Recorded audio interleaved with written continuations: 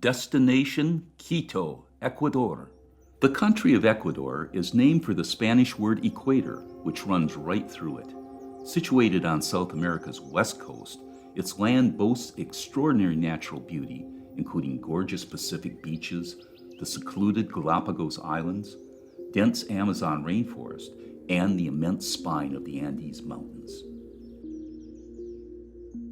Ecuador today has a rich, glimmering culture rooted in its ancient past.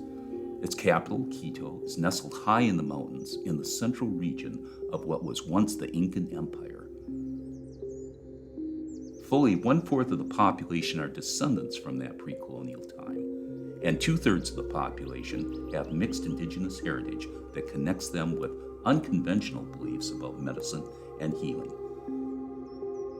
In an area where modern healthcare has not extended equally to all the population, some still seek out faith healers and tribal shaman, of whom there are many.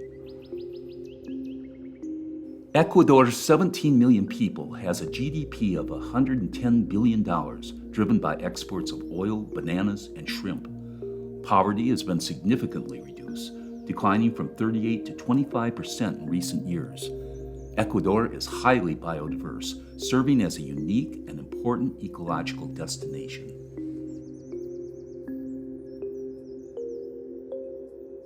Ecuador's people are welcoming and proud of their country's natural and cultural heritage.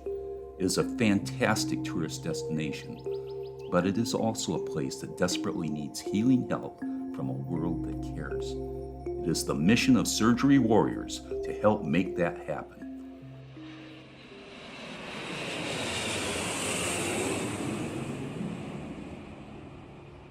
A team of fearless medical professionals set out on a mission that will test their limits and transform lives.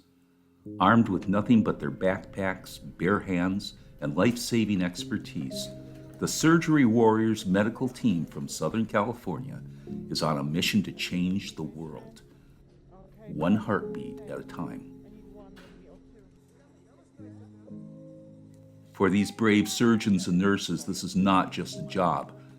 It is a calling, a deep and abiding passion to serve and heal. They leave behind the safety and comfort of their homes, families, and careers to embark on a journey that will test their courage and compassion.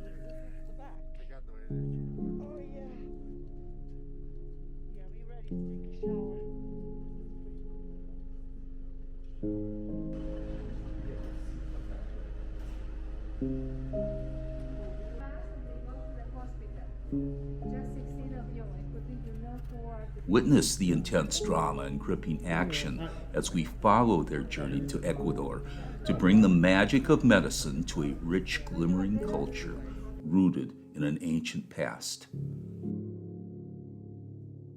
Welcome to Ecuador. Everybody can see now. Go, go! As they navigate the streets of Quito, they are greeted by the sights, sounds, and smells of a world far different from their own. But they are undaunted, fueled by a sense of purpose that transcends language, culture, and borders. With each passing day, they find new strength within themselves, drawing on the power of human connection and the resilience of the human spirit. With every vital second, they rush into the fray, their passion and determination driving them forward.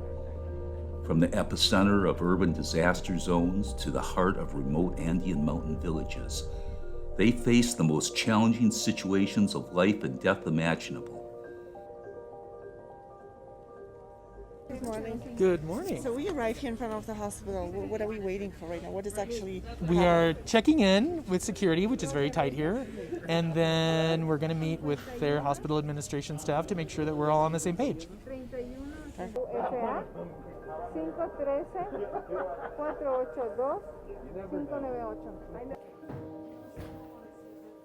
After landing in the capital of Quito, the Surgery Warriors team heads straight to Eugenio Espejo Hospital. After a warm welcome by the local doctors and surgeons, the team splits into 3 specialties.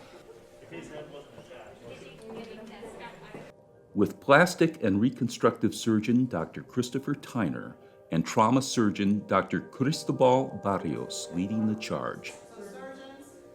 As they prepare to work together for the next 6 days, the team gathers in the meeting room to plan their healing mission.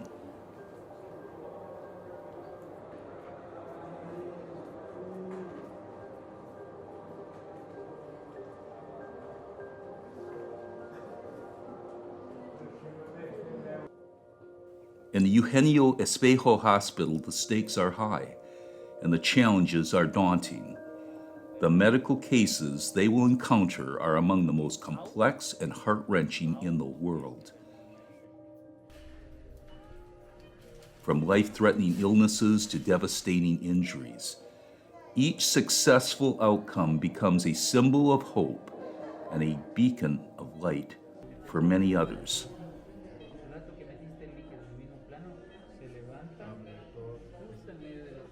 I'll start with the CEO and founder, and that's Inez Allen, and she is actually from Quito, Ecuador, where we are right now. She left with her family when she was 9 years old. She left for the United States. Her older brother, who was about 15, died of an undiagnosed heart ailment. And Inez's family didn't have the means to pay for the surgeries that were needed to take care of him or the other specialized medical care that he needed. And so when he died, it created such a shock and so much sadness for the family that they just decided they needed to get out of the poverty that they were living in. And they were living in a neighborhood here in Quito called Miraflor, I think. And at that time, and this was 50, 60 years ago, there was a lot of poverty there. And so they went to the United States. And then later, all of Inez's brothers and sisters got degrees. And they basically lived the American dream of leaving from a country and coming and starting over in the United States. And they were successful with that, but Inez always had the desire to help poor people like her own family here in Ecuador. And so she initially started volunteering with the Flying Samaritans, which is a group of dentists that goes down into Baja California, Mexico. So she did that with her brother. And they did that for many years. And then later on, when they would go to these different villages in Mexico, people started asking her if she could come back with a doctor or if she could come back with another type of specialist, because some of the places that they went to were so remote and so limited in terms of the medical services that they offered that they really depended on her. So later, she got the idea, actually from her husband, Tracy, to found her own nonprofit organization, and that's what she did. And so she started here in Ecuador, and then from Ecuador, this was 21 years ago, she started going to other countries, and she started networking with doctors in the United States, and little by little the team grew, and so far Today, as of 21 years later, we have been to 9 countries, and we've provided free healthcare to over 100,000 people, and we've done over 2,500 life-changing surgeries. And it's been the most incredible experience I've ever had, and I don't even have a medical background, but I've seen so many miracles performed by this team for so many impoverished people in so many countries. It's been the most rewarding, personally satisfying thing I've ever done, and for me to use my Spanish for this purpose and my writing for this purpose is the most personally rewarding thing I could imagine. So even though I do it for free, because we're all volunteers, it doesn't matter, because this is what lifts my spirits. Every year, I always look forward to these missions. As the Surgery Warriors team members read the hospital tutorial, their hearts are heavy with the weight of the responsibilities that lay ahead. They have only 4 days to perform life-saving surgeries in a country with a medical system that is seriously challenged. They had already overcome one setback when their medical supplies were held by Ecuador Customs for an additional 2 days. Now, they are unpacking them with a sense of urgency.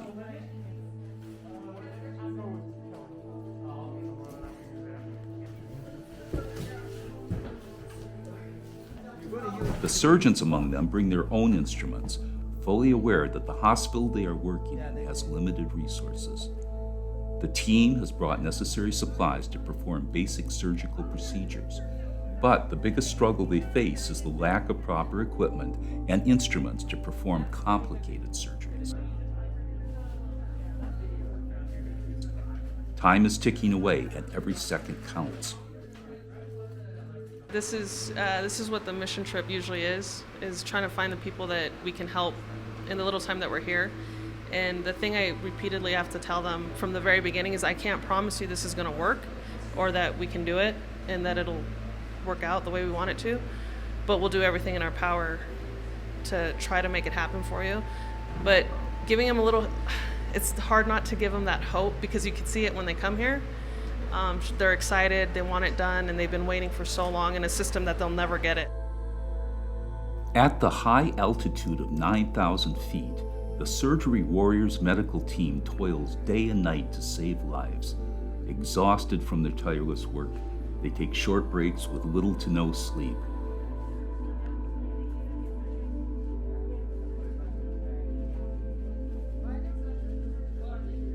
I'm going to be doing the food, helping with logistics, make sure everybody gets something to eat. That's my job. The thin air makes it difficult to breathe, but the scent of freshly brewed Ecuadorian coffee valiantly tries to compensate. Despite the challenging conditions, they press on, determined to provide aid to those in need.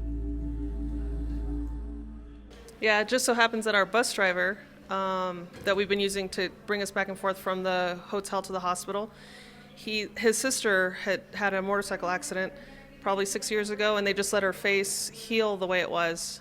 So she lost an eye, she lost her nose, and because of the way the system works here, if you don't have the money to get into the hospital system and get medical help that you need or the medical attention, you just get lost in the shuffle. So there's like thousands and thousands of people that are backlogged that need medical attention and they don't have the money to get it.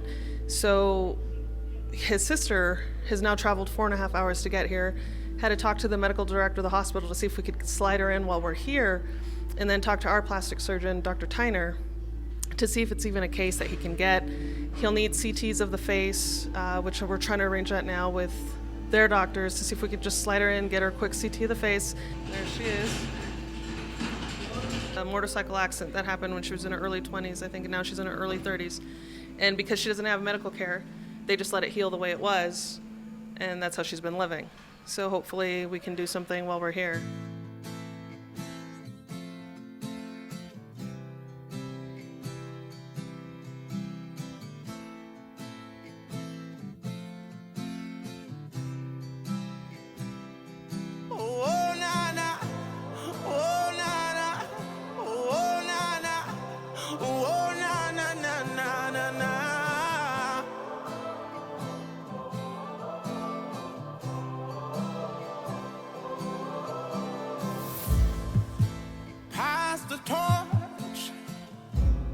And I'll go there. Trust my word. I'll take the dash. From stone to stone, from heart to heart.